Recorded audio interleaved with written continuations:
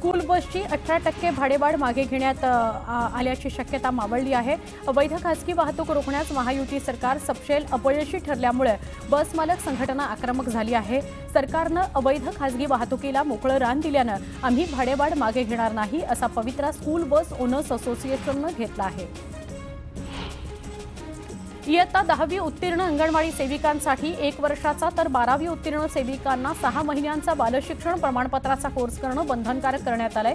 नवीन राष्ट्रीय शैक्षणिक धोरणाची अंमलबजावणी आगामी शैक्षणिक वर्षापासून होणार असल्यानं सध्या जिल्हा शिक्षण आणि प्रशिक्षण संस्थेतर्फे प्रशिक्षण दिलं जात आहे। रुग्णालयामध्ये गरीब रुग्णांना मदत करणाऱ्या आरोग्य मित्रांनी वेतनवाढीसह विविध मागण्यांकरता बेमुदत संप सुरू केलाय। मागण्या मान्य होईपर्यंत संप सुरूच ठेवण्याचा इशारा दिल्यानं रुग्णांचे हाल होणार आहेत।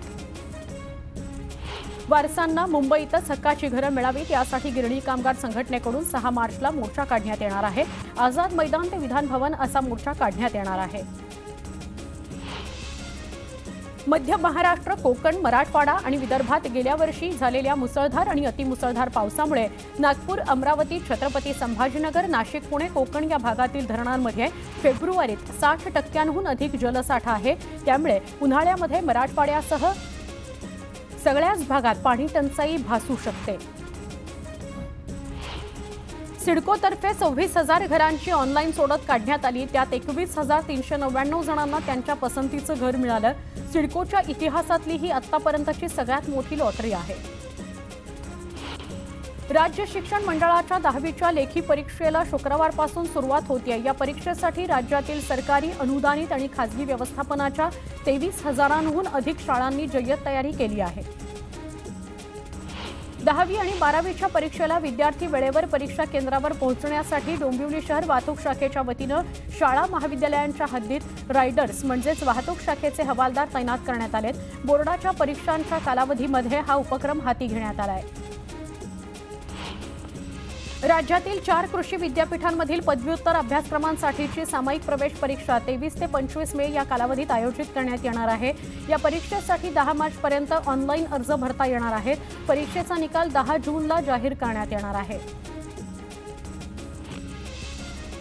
राज्यात काही शिक्षण संस्थांच्या शाळा महाविद्यालयांना अल्पसंख्याक म्हणून मान्यता देताना झालेल्या अनियमिततांची चौकशी आता होणार आहे। याबाबत मुख्यमंत्री देवेंद्र फडणवीसांनी मुख्य सचिवांना आदेश दिले आहेत।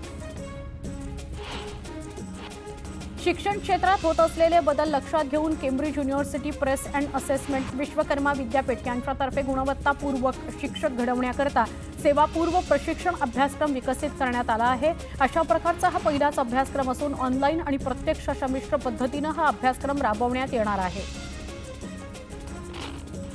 NCHM JEEसाठी अर्ज करण्यास मुदतवाढ देण्यात आली आहे। त्यामुळे आता विद्यार्थ्यांना या परीक्षेसाठी 28 फेब्रुवारीपर्यंत अर्ज करता येणार आहेत।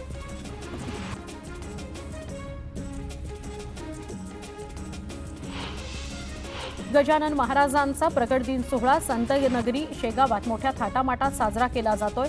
बुलढाणा जिल्हाधिकारी किरण पाटील यांनी देखील गजानन महाराजांचं दर्शन घेतलंय। प्रकट दिन सोहळा चांगल्या पद्धतीनं साजरा व्हावा यासाठी आपण जिल्ह्यात सार्वजनिक सुट्टी देखील जाहीर केली असल्याचं जिल्हाधिकाऱ्यांनी सांगितलं।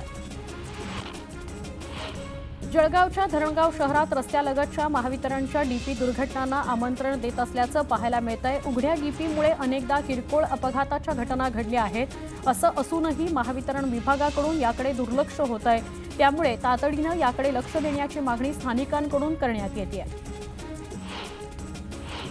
बदलत्या हवामानाचा फटका आंबा पिकाला बसलाय। गतवर्षीच्या तुलनेमध्ये यावर्षी केवळ 30% उत्पन्न बागायतदारांना मिळणार आहे। आंबा बागेकरता केलेला खर्च भरून निघेल की नाही याची चिंता बागायतदारांना लागली आहे। सोलापूर जिल्ह्यात सोलापूर शहर गुन्हे शाखेनं घरफोडीचे 2 गुन्हे उघडकीस आणले आहेत। या प्रकरणी पोलिसांनी एका आरोपीला अटक केली आहे। आरोपीकडून 14 लाखांचा मुद्देमाल जप्त करण्यात आलाय। जळगावच्या अंमळनेर शहरातील धुळे रोड आणि पिंपळे रोड परिसरामध्ये 11 दिवसांपासून पिण्याच्या पाण्याचा पुरवठा नसल्यानं नागरिकांचे हाल होत आहेत। त्यामुळे तात्काळ पाईपलाईनचा प्रश्न मार्गी लावला पाहिजे अशी मागणी स्थानिकांकडून करण्यात येते। बीडच्या आष्टी तालुक्यातील जामगाव इथं ग्रामदैवत फिरंगेश्वरी मातेच्या यात्रा उत्सवाला सुरुवात झाली आहे। यात्रेनिमित्त फिरंगेश्वरी मातेच्या गाभाऱ्यात आकर्षक फुलांची सजावट करण्यात आली। यावेळी विविध जिल्ह्यांमधून मल्लांनी या कुस्ती आखाड्याला हजेरी लावली। यावेळी महिला मल्लांची या कुस्ती आखाड्यात कुस्ती पार पडली। संगमेश्वर साखरपा मार्गावर मोठ्या प्रमाणात बेकायदेशीर जंगलतोड सुरू आहे। डोंगराच्या डोंगर उजाड करण्याचं काम लाकूड व्यापाऱ्यांकडून बेधडकपणे सुरू आहे। मात्र याकडे वन खात्याचं दुर्लक्ष होत असल्यानं नागरिकांनी संताप व्यक्त केलाय।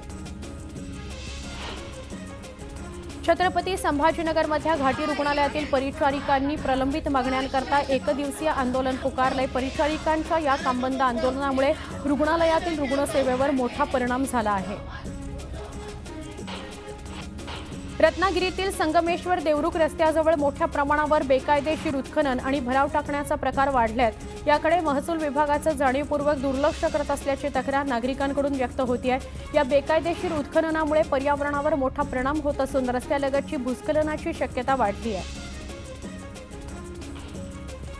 साताऱ्यात मोठ्या जल्लोषात शिवजयंती साजरी करण्यात आली। यावेळी साताऱ्यात छत्रपती शिवाजी महाराजांचं पहिलं मंदिर उभारणार अशी घोषणा शिवेंद्रराजे भोसले यांनी केली। शाळा आणि महाविद्यालयातील विद्यार्थ्यांना 50% सवलतीच्या दरात छावा सिनेमा दाखवला जावा अशी मागणी शिवसेनेचे आमदार किरण सामंत यांनी मुख्यमंत्री देवेंद्र फडणवीस यांच्याकडे पत्राद्वारे केली आहे। येत्या अर्थसंकल्पीय अधिवेशनात रोजगार हमीच्या कामावर काम करणाऱ्या मजुरांना किमान 400 रुपये मजुरी द्यावी असा नवा प्रस्ताव मांडला जाणार आहे अशी माहिती रोजगार हमी मंत्री भरत गोगावले यांनी पंढरपुरामध्ये दिली। बाजार समितीत शेतकरी मालावर प्रक्रिया निर्माण करणारे उद्योग उभारण्याचं आवाहन माजी मंत्री अनिल पाटील यांनी ग्रामस्थांना केलं। बाजार समिती आधुनिकतेकडे गेली पाहिजे अशी अपेक्षाही त्यांनी केली। यावेळी आजी माजी संचालकांची तुलना करताना त्यांनी टीकाही केली। बीडमधील अंबेजोगाई दिवाणी न्यायालयाकडून परळी औष्णिक विद्युत केंद्राचं बँक खातं जप्त करण्याचे आदेश देण्यात आले। न्यायालयानं 2022 मध्ये शेतकऱ्यांना वाढीव मावेजा मंजूर केला होता, मात्र परळी औष्णिक विद्युत केंद्रानं तो शेतकऱ्यांना दिला नाही। त्यानंतर शेतकऱ्यांनी न्यायालयामध्ये वसुली अर्ज दाखल केला होता, त्यानंतर कोर्टाने आदेश दिले। कराड तालुक्यातील एका शेतात ऊसतोड सुरू असताना बिबट्याचे 4 बछडे आढळून आले होते। ही माहिती मिळताच वनविभागानं हरवलेल्या बछड्यांना सुखरूप त्यांच्या आईजवळ सोडलं। संगमेश्वर तालुक्यातील सोनवी या नदीतील गाळ काढण्याचं काम लघु पाटबंधारे विभाग आणि नाम फाउंडेशनच्या वतीनं करण्यात आलं। त्यामुळे नदीनं मोकळा श्वास घेतलाय, मात्र काढलेला गाळ नदी किनारीच ठेवल्यानं नागरिकांनी संताप व्यक्त केला। मुंबई गोवा महामार्गावरील संगमेश्वर इथल्या उड्डाणपुलाचं काम संथ गतीनं सुरू आहे। त्याचा फटका स्थानिक नागरिक आणि प्रवाशांना बसतोय। विशेषतः संगमेश्वर एसटी डेपो जवळच्या वाहतूक कोंडीमुळे प्रवाशांना मोठा मनस्ताप सहन करावा लागतोय।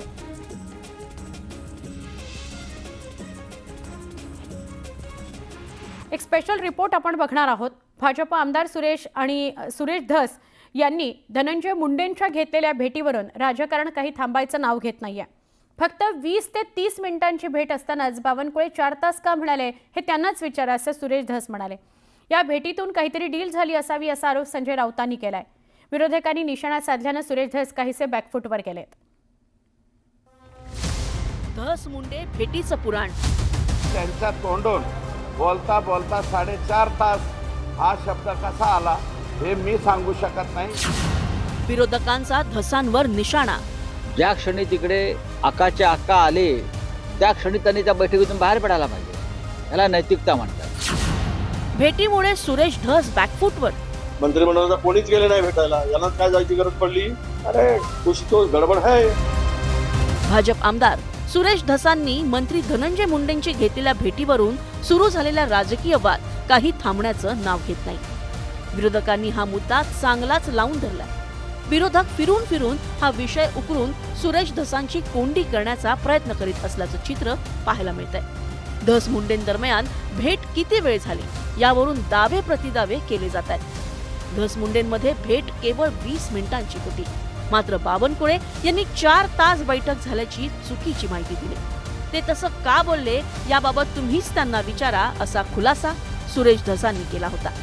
20 ते 30 मिनिटे आम्ही त्यांच्या निवासस्थानी होतो। माननीय प्रदेशाध्यक्षांनी सुद्धा मला वाटतं त्याच्या बाबतीत खुलासा दिलाय की सुरेश धस त्या ठिकाणी म्हणले हे मिटणार नाही, मी मिटणार नाही म्हणलं आणि मी चालता झालो। त्याच्यामुळं फक्त त्यांच्या तोंडून बोलता बोलता 4.5 तास हा शब्द कसा आला हे मी सांगू शकत नाही. या बाबतीत त्यांना आपण विचारावं. सुरेश धस यांच्या या स्पष्टीकरणानंतर संजय राऊतांनी सुरेश धसांवर जोरदार निशाणा साधलाय. या भेटीमागे काही डील झालाय का असा सवालही राऊतांनी उपस्थित केलाय. वडेट्टीवारांनी या भेटीवरून सवालाच्या फैरी झाडल्यात. आपण कोणाला भेटायला जातोय आणि आपण कोणासाठी भेटतोय, आपण कालपर्यंत कोणासाठी लढत होतो याचं भान त्यांनी ठेवायला पाहिजे होतं. त्यांनी ठेवलं नाही. आता मी कॅमेऱ्यासमोर बोलणं मला आता योग्य वाटत नाही, पण एक फार मोठं डील झालेलं. काय सिरियस होता आणि त्याच वेळी जाऊन भेटायला मंत्रिमंडळाचा कोणीच गेले नाही भेटायला. यालाच काय जायची गरज पडली? अरे कुछ तो गडबड आहे आणि त्यामुळं काही साध्य करण्यासाठी धस गेले असतील, त्यावर संशय निर्माण झाला. मनोज जरांगे पाटील यांनीही या भेटीवरून नाराजी व्यक्त करत सुरेश धसांकडून ही अपेक्षा नव्हती असं म्हटलंय. जाऊ द्या, आज आनंदाचा दिवस. पण भेट महत्वाची होती अजिबात नव्हती, परंतु आम्ही लय जीव लावला होता दसांना. जाऊ द्या, तो विषय आज नकोच. कारण एका क्रूर माणसाला भेट झालेली आहे, क्रूरच व्यक्तीच त्या नासक्या मंत्र्याचं नाव आज घेऊन. गेल्या काही दिवसांपासून आमदार सुरेश धस यांनी आरोपांचा धडाका लावला होता. संतोष देशमुख हत्या प्रकरणावरून त्यांनी वाल्मिक करारच्या आडून मंत्री धनंजय मुंडेंना टार्गेट केलं होतं. मात्र शुक्रवारी सुरेश धसांनी धनंजय मुंडेंच्या घेतलेल्या गुप्त भेटीची माहिती समोर आल्यानंतर सुरेश धसांचीच कोडणी झाली आहे. Bureau report, news 18 Lokmat. मध्य आणि पुढे वेगवान स्वरूपातल्या बातम्यांकडे वळूया. बातमी आहे मध्य आणि पश्चिम रेल्वेजवळ असलेल्या सगळ्या नाल्यांमधील गाळ काढण्याचं काम पावसाळ्यापूर्वी पूर्ण क्षमतेनं करण्यात येणार आहे. त्यामुळे पावसाळ्यातही लोकल सुरळीत धावणार आहेत. यासाठी पावसाळ्याआधी पालिका आणि रेल्वे अधिकारी रेल्वे स्थानकांवर संयुक्त दौरे काढणार आहेत. स्टेशन परिसर आणि प्लॅटफॉर्मवर थुंकणाऱ्या आणि घाण पसरवणाऱ्या प्रवाशांवर पश्चिम रेल्वे प्रशासनानं कारवाई केली आहे. या प्रवाशांकडून 6 लाखांपेक्षा जास्तीचा दंड वसूल करण्यात आलेला आहे. ठाण्यामध्ये लोकसंख्येच्या मानानं पुरेसा पाणीपुरवठा होत असल्याचा दावा पालिकेनं केला होता. मात्र काही भागांना टँकरवर अवलंबून राहावं लागतंय. त्यामुळे पालिकेनं आता 300 दशलक्ष वाढीव पाणी मिळवण्याच्या हालचाली सुरू केलेल्या आहेत. ऑरेंज गेट ते मरीन ड्राईव्ह टनेल असलेल्या भुयारी मार्ग प्रकल्पाच्या निधीचा प्रश्न सुटला आहे. MMRDA प्रकल्पासाठी 7,326 कोटींचा निधी मंजूर करण्यात आलाय. करबुडव्या 9,500 ठाणेकरांचं पाणी कापलं गेलं असून 2024 मोटर पंप जप्त केलेले आहेत. तसंच 540 पंप रूम सील करण्यात आलेले आहेत. पाणीपट्टी थकवणाऱ्यांविरोधात यापुढेही कारवाई सुरूच राहील असा निर्धार ठाणे महापालिकेनं केला आहे.